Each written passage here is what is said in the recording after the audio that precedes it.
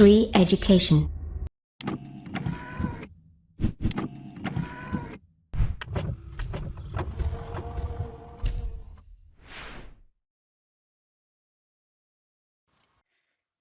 नमस्कार दोस्तों, एक बार फिर से आप सभी का स्वागत है हमारे चैनल जिसका नाम है श्री एजुकेशन। तो दोस्तों, आज के इस वीडियो में हम भारत के इतिहास का क्रैश कोर्स पढ़ेंगे, जो कि सीरीज चल रही है। आज का हमारा टॉपिक है गुप्त साम्राज्य, जो कि बहुत ही इंपॉर्टेंट है भारत के इतिहास में, और इस सीरीज का ये 6वां लेक्चर है। अगर ये वीडियो आप पहली बार देख रहे हैं तो हमारे चैनल को जल्दी सब्सक्राइब कर लीजिए, ताकि सारे वीडियो आपको सीक्वेंस में मिलते रहें। इससे पहले हमने भारत के इतिहास में जो क्रैश कोर्स है वो 5 वीडियो ऑलरेडी अपलोड कर दिए। अगर आपने नहीं देखे वो जाकर देख लीजिए, क्योंकि बहुत ही इंपॉर्टेंट है। वो इतने कम समय में आप इतनी सारी जानकारी आप ले सकते हैं, इतने अच्छे से आपको भारत का इतिहास समझ में आ जाएगा। पूरा उसका मैप आपके दिमाग में रहेगा हमेशा, इतनी अच्छे से आपको समझ में आ जाएगा। और इन वीडियोस में मैं जितनी भी चीज़ें आपको बता रहा हूँ वो इतनी इंपॉर्टेंट है, यकीन मानिए इतनी इंपॉर्टेंट है, वो सभी एग्जाम के रिलेवेंट है। अगर आप इससे पहले एग्जाम दे चुके हैं 2-3, तो आपको एहसास हो जाएगा हाँ कितनी इंपॉर्टेंट है, क्योंकि वो क्वेश्चन आपको ऐसे दिखते होंगे जो एग्जाम में ऐसे मिलते हैं। हमारे यहाँ आपको पूरी फुल लेक्चर सीरीज मिल जाएगी सभी कॉम्पिटिटिव एग्जाम के लिए, वो भी बिल्कुल मुफ्त। आइए देखते हैं गुप्त साम्राज्य। गुप्त साम्राज्य पढ़ने से पहले आपको अपना दिमाग को रिमाइंड करवाना होगा कि इससे पहले आपने क्या पढ़ा। मगध साम्राज्य पढ़ा। मगध साम्राज्य में एक वंश था, उसके बारे में आपने पढ़ा होगा, मौर्य वंश, जिसमें जिसके संस्थापक कौन थे? चंद्रगुप्त मौर्य थे। उन्होंने 322 ईसा पूर्व, 322 ईसा पूर्व, याद रखें ईसा पूर्व, 322 ईसा पूर्व उसकी स्थापना की थी मौर्य वंश की। तो जब मौर्य वंश का पतन हुआ, मौर्य वंश में बहुत अच्छे राजा आए थे, हमने आपको ऑलरेडी बताया। ये आया था, ये चंद्रगुप्त मौर्य आया था। इसके बाद इसका पोता जो था अकबर आया था। ये दो बहुत इंपॉर्टेंट थे। तो अकबर ने क्या किया था, पूरे भारत में मगध के राज्यों को फैला दिया था। ठीक है। मगर जब ये मौर्य वंश का पतन हो गया, उसके बाद शुंग वंश आया, कर्ण वंश आया, उसके बाद सातवाहन वंश आया, उसके छोटे छोटे वंश आते रहे। मतलब ऐसा कोई वंश नहीं आया जिसने भारत के इतिहास में कुछ किया हो। तो भारत का इतिहास ना, ये 322 से लेकर 100 ईसा पूर्व तक तो इन्होंने लगभग राज किया। किसने? मौर्य वंश ने, कर्ण वंश ने, और हमारे जो सातवाहन वंश थे इन्होंने लगभग किया। उसके बाद दोस्तों क्या हुआ, लगभग 100 ईसा पूर्व से लेकर 250 ईस्वी तक, 100 ईसा पूर्व से लेकर 250 ईस्वी तक, बीच में कितना टाइम का गैप है? 350 सालों का गैप है ना। तो 350 साल क्या हुआ, भारत का जो इतिहास है वो अंधकार में रहा। मतलब कोई ऐसी राजनीतिक शक्ति नहीं आ पाई जिनके बारे में हम पढ़ सकें। उन्हीं को पढ़ा जाता है जिन्होंने पास्ट में कुछ किया हो। अगर आप अपनी लाइफ में कुछ करेंगे तभी तो लोग पढ़ेंगे आपको, तभी तो लोग जानेंगे। अपने आपने कुछ किया ही नहीं तो क्यों पढ़ेंगे? तो वही हुआ था। मौर्य साम्राज्य का जब पतन हुआ, उसके बाद कोई भी ऐसी राजनीतिक शक्ति नहीं आई जिसने पूरे भारत को संभाल सका, मतलब पूरे भारत पर राज कर सका या कुछ भी ऐसा। तो ऐसी कोई राजनीतिक शक्ति नहीं आई। मगर दोस्तों, जब 275 ईस्वी आया, को कितना, 275 ईस्वी आया, तो उसके बाद जो हमारा आया गुप्त साम्राज्य स्टार्ट हुआ। 275 ईस्वी से स्टार्ट क्या हुआ? गुप्त साम्राज्य, जिसकी नींव रखी थी श्री गुप्त ने। चलिए आगे हम उसके बारे में पढ़ते हैं। तो देखिए, जब गुप्त साम्राज्य कब शुरू हुआ था, याद रखिए 275 ईस्वी में। 275 ईस्वी में इसकी जो स्टार्टिंग की थी, किसने की थी? श्री गुप्त ने की थी। श्री गुप्त ने 275 ईस्वी में इसकी स्टार्टिंग की थी। तो श्री गुप्त ने क्या किया था? गुप्त साम्राज्य का स्थापना की थी। तो ये क्वेश्चन आ जाएगा, गुप्त साम्राज्य की स्थापना किसने की थी? श्री गुप्त ने की थी। अब उसके बाद देखिए, पहला पॉइंट क्या है? भारत का एक स्वर्ण युग माना जाता है। गुप्त साम्राज्य को भारत का एक स्वर्ण युग माना जाता है। दोस्तों, ऐसा कहा जाता है कि भारत को, जो भारत हमारे से पहले सोने की चिड़िया थी ना, तो जो सोने की चिड़िया बनाने वाला क्या था? यही था, गुप्त साम्राज्य ही था जो भारत को मेन सोने की चिड़िया बनाने वाला था। देखिए ये पॉइंट अगला, मौर्य वंश के पतन के बाद दीर्घ काल तक भारत में राजनीतिक एकता स्थापित नहीं रही। मतलब मौर्य वंश का जब वो पतन हो गया ना, तो लंबे लंबे समय तक कोई भी ऐसी राजनीतिक शक्ति नहीं आई जो राज कर सकी। आई आई चली, आई चली, आए और चले गए। ठीक है, ऐसी कोई शक्ति नहीं थी जो लंबे समय तक हो। तो उसके बारे में पढ़ा जाए, किसी ने कुछ किया ही नहीं तो क्यों हम करें? खाया पिया पचाया बस। और जो श्री गुप्त है, इन्होंने 275 ईस्वी में ये गुप्त साम्राज्य की स्थापना कहाँ की थी? प्रयाग के पास कौशाम्बी में की थी। ठीक है, प्रयाग के पास कौशाम्बी में, याद रखिए कौशाम्बी, प्रयाग के बाद कौशाम्बी। तो जो गुप्त साम्राज्य लगभग था वो कहाँ था, वो हमारा जो आधुनिक उत्तर प्रदेश और बिहार है ना, यहाँ पर पूरा फैला हुआ था। अगर मैं इसका एरिया आपको मैप में दिखाऊं तो देखिए मैप में ऐसा एरिया था ये पूरा, जो ये ब्लू कलर का एरिया है यहाँ तक लगभग ये फैला हुआ था। ये भी मैं आगे बताऊंगा आपको, ये चंद्रगुप्त मतलब के द्वारा ये फैलाया गया था। उसके बाद जो चंद्रगुप्त द्वितीय था उसने ये किया था। जो समुद्रगुप्त था, ये देखिए ये समुद्रगुप्त का पूरा एरिया था, जो ये वाला एरिया है इस कलर का, ये समुद्रगुप्त था। जो स्टार्टिंग कहाँ से हुई थी, ये यहाँ से स्टार्टिंग हुई थी। उसके बाद जो चंद्रगुप्त आया था, मैं बताऊंगा अभी, तो ये फैलता गया यहाँ तक। उसके बाद उसका बेटा आया था समुद्रगुप्त, उसने यहाँ तक फैलाया था। उसके बाद जो उसका वो था, उसका भी बेटा था समुद्रगुप्त का, चंद्रगुप्त द्वितीय, उसने ये पूरा फैला दिया था। तो ये वाला पूरा एरिया देख सकते हैं यहाँ पर। तो ये पूरा ये है, ठीक है। इस एरिया के छोड़ के ये वाला एरिया छोड़ के बाकी जो तीनों कलर में है, ये पूरा गुप्त साम्राज्य था। टाइम टू टाइम राजा आते रहे, अपना साम्राज्य बढ़ाते रहे। तो ठीक है, समझ गए होंगे आप। श्रीगुप्त ने क्या किया, 275 ईस्वी में गुप्त साम्राज्य की स्थापना की। याद कर लीजिए अभी से। कहाँ से शुरू की थी इसने, प्रयाग के पास कौशाम्बी में इसकी स्थापना की थी। धीरे धीरे फैलता रहा, जैसे जैसे आगे राजा मैं आपको आगे बताता रहूंगा, जो जो राजा आएंगे क्या क्या उन्होंने किया, क्या क्या गुल खिलाया, मैं सब बताता रहूंगा आपको। अब श्रीगुप्त ने ये स्थापना की थी, कोई प्रॉब्लम नहीं। उसका बेटा एक था घटोत्कच, उसका बेटा था वो। उसके बाद ये गद्दी में बैठा, ठीक है। श्रीगुप्त के बाद उसका बेटा क्या हुआ, घटोत्कच, गद्दी पे बैठा। सब इंपॉर्टेंट नहीं है, उसके बाद इंपॉर्टेंट अब शुरू होगा। अब मेन यहाँ शुरू होता है एग्जाम रिलेवेंट। जो चंद्रगुप्त फर्स्ट था वो किसका बेटा था, घटोत्कच का बेटा था। और ये पोता किसका था, श्रीगुप्त जिसने स्थापना की थी चंद्रगुप्त की, उसका पोता था। और ये उसके बाद राजगद्दी पे बैठा। तो दोस्तों ये गुप्त साम्राज्य का ऐसा पहला राजा था जिसने महाराजा की उपाधि ली। कौन सी, महाराजा की उपाधि लेने वाला ये फर्स्ट राजा था। कौन, चंद्रगुप्त प्रथम। तो दोस्तों इनके बारे में आपको याद रखना है, इन्होंने शादी की थी, ये याद रखना। किससे शादी की थी, लिच्छवी के राजा जो थे, लिच्छवी के राजा की लड़की के साथ शादी की थी। तो इन्होंने लिच्छवी राजकुमारी से शादी की थी। लिच्छवी की जो राजकुमारी थी उससे शादी की थी, लिच्छवी की राजकुमारी। राजकुमारी के साथ शादी हो गई, चलो ठीक है, लिच्छवी की राजकुमारी के साथ शादी हो गई। शादी हो गई, उसके बाद एक बेटा पैदा हुआ जो बहुत फेमस कहलाया, जो बहुत फेमस हुआ भारत के इतिहास में। समुद्रगुप्त के नाम से जाना गया। किस नाम से, समुद्रगुप्त से। देखिए चंद्रगुप्त प्रथम के बाद 335 ईस्वी में, 335 ईस्वी में उसका तथा कुमार देवी का पुत्र, कुमार देवी वही थी दोस्तों जो लिच्छवी की राजकुमारी, कुमार देवी जिसकी शादी हुई थी चंद्रगुप्त के साथ, दोनों का जो पुत्र था समुद्रगुप्त राज सिंहासन पर बैठा। किसके बाद, चंद्रगुप्त प्रथम के बाद। तो ये बहुत फेमस हुआ। क्यों फेमस हुआ, इसको भारत का नेपोलियन भी इसको कहा जाता है, अभी बताते हैं आगे, देखिए। तो इसे क्या कहते हैं, इसे नेपोलियन की उपाधि दी गई है। इसे भारत का नेपोलियन कहा गया है, Napoleon of India, Napoleon of India इसे कहा जाता है। तो याद रखेंगे, नेपोलियन ऑफ इंडिया किसे कहा जाता है, नेपोलियन ऑफ इंडिया, ये समुद्रगुप्त को कहा जाता है। ये एग्जाम के रिलेवेंट क्वेश्चन है, जो भी इसमें लिखा हुआ है वो तो आपको किसी भी हाल में याद करना ही करना है। जो मैं एक्स्ट्रा चीज बताता रह रहा हूँ वो अगर कर लेते हैं तो पूरा 100% कंप्लीट हो जाएगा आपके एग्जाम के प्रति।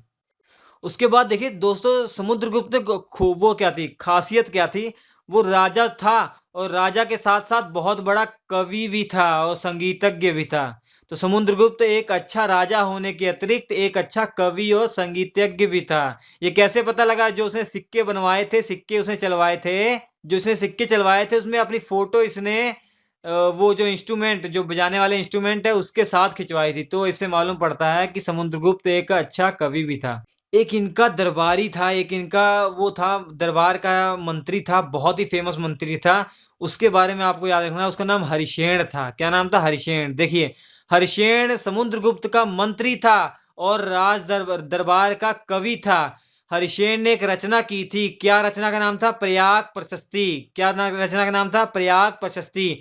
तो आपसे क्वेश्चन पूछा जाए प्रयाग प्रशस्ति की रचना किसने की थी, या ये पूछा जाए समुद्रगुप्त के जो दरबार में कवि था जिसने प्रयाग प्रशस्ति की रचना की थी, क्या नाम था, हरिशेन। या ये पूछा जाए कि समुद्रगुप्त के दरबार का फेमस कवि कौन था, हरिशेन था। मतलब कोई भी कुछ भी पूछा जाए आपको याद रखना है, ये बहुत इंपॉर्टेंट है, ये याद रखिए, बहुत इंपॉर्टेंट है ये। समुद्रगुप्त के बारे में जो सबसे ज्यादा इंपॉर्टेंट बात यही है क्या? हरिशेन ने समुद्रगुप्त, हरिशेन जो था उसने एक रचना की थी प्रयाग प्रशस्ति। प्रयाग प्रशस्ति में क्या है, देखिए प्रशस्ति से आपको शब्द दिख रहा होगा। प्रशस्ति का मतलब आपको ये इसके इक्वल लग रहा होगा प्रशंसा से। मतलब हरिशेन ने जो रचना की थी प्रयाग प्रशस्ति, उसमें इतनी इसकी प्रशंसा की है, समुद्रगुप्त की इतनी प्रशंसा की है।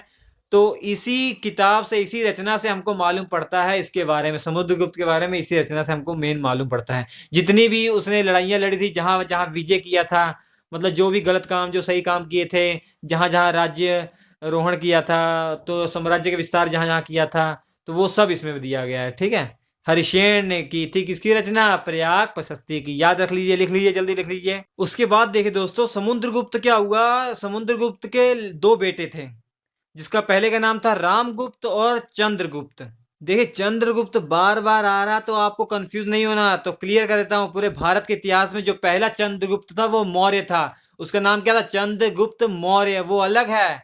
तो उसके 600 सालों के बाद फिर चंद्रगुप्त फर्स्ट आया, वो ये गुप्त है, वो मौर्य था।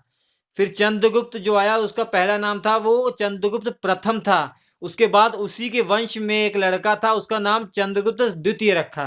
और रख देते हैं ना कि दादा का जो नाम है, दादा के बाप का जो नाम है, वो बेटे का रख देते हैं ना, वही रख दिया। तो चंद्रगुप्त मौर्य क्या था? मौर्य साम्राज्य का संस्थापक था। और चंद्रगुप्त प्रथम कौन था? ये गुप्त साम्राज्य का था। चंद्रगुप्त द्वितीय क्या है? ये भी गुप्त साम्राज्य का है। और ये सबसे इंपॉर्टेंट है, कौन? चंद्रगुप्त द्वितीय। सबसे ज्यादा इंपॉर्टेंट इसमें कौन है? समुद्रगुप्त और चंद्रगुप्त द्वितीय। तो समुद्रगुप्त के दो बेटे थे, एक रामगुप्त और एक चंद्रगुप्त। ये इतना बेकार था, ये सबसे बड़ा लड़का ये था, छोटा लड़का ये था, ये बहुत खराब था। देखिए क्यों खराब था। रामगुप्त बड़ा होने के कारण पिता की मृत्यु के बाद गद्दी पर तो बैठा, लेकिन वह निर्बल और कायर था। वह शकों द्वारा, शक एक राजा था कहीं का, शक उसका नाम था, शकों द्वारा पराजित हुआ। पराजित तो हो गया, उसके बाद पढ़िए देखिए, और अत्यंत अपमानजनक संधि कर बैठा। उसने अपनी पत्नी ध्रुव स्वामिनी, जिसे ध्रुव देवी के नाम से भी जाना जाता है, ध्रुव स्वामिनी या ध्रुव देवी, को शकराज को भेंट में दे दिया। शकराज ने इसे संधि रखी। शकराज ने कहा तुम ये ध्रुव स्वामिनी को हमें दे दो, तो मैं तुम्हारी इस राजा प्रजा को मैं छोड़ देता हूँ, कोई दिक्कत नहीं।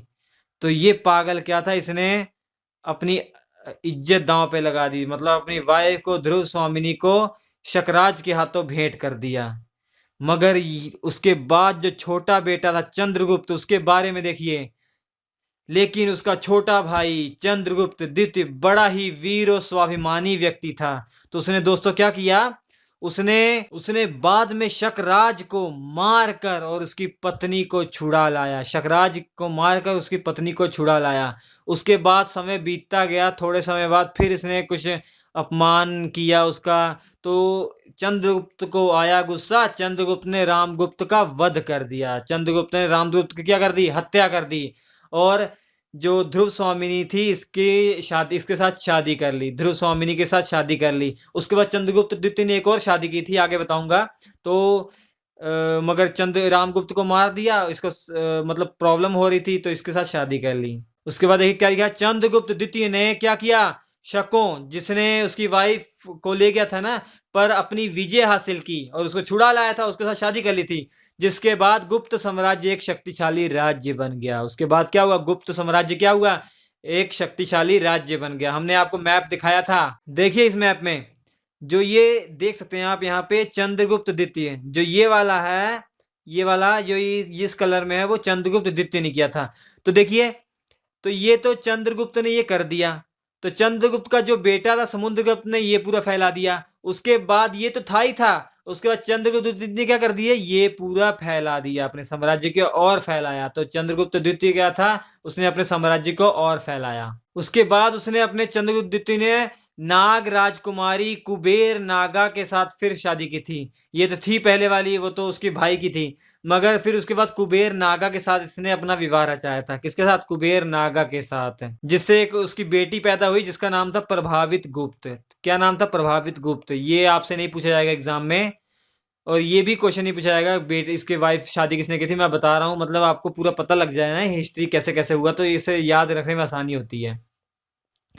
तो देखिए मैं आपको क्यों बताया था चंद्रगुप्त द्वितीय सबसे फेमस है, अभी बताता हूँ, अभी पिक्चर सब अब आई है। उसके बाद देखिए हमने एक वीडियो बनाया था, आपको बताया था भारत में आने वाले जो भी विदेशी यात्री हैं उनके बारे में एक वीडियो बनाया हुआ 7-8 मिनट का है, वो आप जाकर देख सकते हैं हमारे प्लेलिस्ट में। वो बहुत ही इम्पोर्टेंट है दोस्तों, उसमें जितने भी भारत में वो आए थे, क्या कहते हैं उनको, जो भारत में विदेशी यात्री आए थे उनके बारे में बताया गया, उन्होंने क्या क्या क्या रचनाएं की हैं और उनके बारे में, मतलब किस राज्य में आए थे, किसके समकालीन है, वो सब बताया गया उसमें, पूरी डिटेल बताई गई, ठीक है। अब देखिए एक चीन का यात्री था जिसे बोला जाता फाहियान, बहुत ही फेमस है चीनी यात्री, इसका नाम क्या है, फाहियान। तो फाहियान किसके शासनकाल में आया था, चंद्रगुप्त द्वितीय के शासनकाल में आया था, ठीक है। उसके शासनकाल में चीनी यात्री फाहियान 399 से 414 ईस्वी तक भारत में रहा था, ठीक है। 399 से 414 में भारत में रहा था। ये आपसे नहीं पूछा जाएगा, तो आपसे ये पूछा जाएगा जो फाहियान, पूछा क्या जाएगा, पूछा भी गया था एसएससी सीएचएल जो एग्जाम हुआ था उसमें भी आया था, बहुत बार आया हुआ है। तो फाहियान जो है वो किसके शासनकाल में आया था, चंद्रगुप्त द्वितीय के। और चंद्रगुप्त द्वितीय कहाँ का था, गुप्त साम्राज्य का राजा था। देखिए दोस्तों आपको ये कहीं 375 भी मिल जाता है, 375 से 415 भी मिल जाता है। तो ये एक्चुअली ये था कि इसके शासनकाल में इस यहाँ से यहाँ ये रहा था, जब एंटर इसने किया था भारत में 375 में किया था, ठीक है। और ये 415 में ऐसे गया था, मगर जो मेन था इसने इसके शासनकाल में इतने में आया था, ठीक है। और टोटल अगर पूछा जाए 375 से 415 है इसका फाहियान का पूरा भारत में भ्रमण जो है 375 से 415 है ये आपको याद नहीं करना, ये आपको इसमें पंगे में नहीं फैलना, ये आपको याद नहीं करना है कब कब आया था, ठीक है, ये नहीं फैलना। चंद्रगुप्त द्वितीय के बाद उसके बाद उसका उत्तराधिकारी कौन आया, कुमार गुप्त प्रथम आया। इसके बारे में आपको केवल एक ही बात याद रखनी है कि इसने स्थापना करवाई थी बहुत ही फेमस यूनिवर्सिटी, आप जानते हैं नालंदा यूनिवर्सिटी, जो कि बिहार में थी। आप देख सकते हैं इसकी पिक्चर, नालंदा यूनिवर्सिटी जो कि बिहार में है, इसकी इसने स्थापना करवाई थी। बस ये बात याद रखनी है, किसने, कुमार गुप्त ने, जो किसका बेटा था, वो किसका उत्तराधिकारी था, चंद्रगुप्त द्वितीय का, इसका बेटा था ये कुमार गुप्त। इसको दोस्तों महेंद्रादित्य भी कहा जाता है, महेंद्रादित्य भी इसका नाम है, ठीक है। इसको महेंद्रादित्य के नाम से भी जाना जाता है, मगर मेन कुमार गुप्त है। कुमार गुप्त के बाद में एक बारे में एक बात याद रखनी है, क्या कि दो बात याद रख लीजिए, कोई दिक्कत नहीं, कि चंद्रगुप्त द्वितीय के बाद ये उत्तराधिकारी उसका था और इसने क्या किया था, नालंदा यूनिवर्सिटी की स्थापना की थी। उसके बाद इसके कुमार गुप्त की मृत्यु के बाद उसके बाद जो राजा बना इसका गुप्त वंश का, गुप्त साम्राज्य का, वो था स्कंदगुप्त, उसका नाम था, क्या था, स्कंदगुप्त। तो दोस्तों स्कंदगुप्त के बाद जब ये मर गया, इसके बारे में कुछ याद नहीं करना आपको, बस ये याद रखना स्कंदगुप्त है। स्कंदगुप्त को हम मान लेते हैं कि ये आखिरी राजा था किसका, गुप्त साम्राज्य का, क्योंकि इसके बाद भी 100 सालों तक चला गुप्त साम्राज्य, मगर छोटे मोटे राजा थे उसके बाद, ठीक है। अगर एक्चुअल में पूछा जाए जो सबसे लास्ट गुप्त राजा कौन था, उसका नाम था विष्णुगुप्त था, उसका नाम क्या था, विष्णुगुप्त। विष्णुगुप्त जो था वो लास्ट राजा था, मगर वो इतने फेमस नहीं है, इसी को मान लिया जाता है कि गुप्त साम्राज्य का इसी के बाद अंत हो गया था। उसके बाद बहुत कम कम साल तक रहते थे, 2-2 3-3 साल तक ऐसे से राज किया, वो सब फेमस नहीं है, ठीक है। अगर आपसे पूछा जाए कि आखिरी राजा कौन था, विष्णुगुप्त था कि ये था, दोनों ऑप्शन में आएंगे तो आप ऑप्शन में विष्णुगुप्त लिखेंगे, दोनों ऑप्शन में कभी नहीं आएंगे।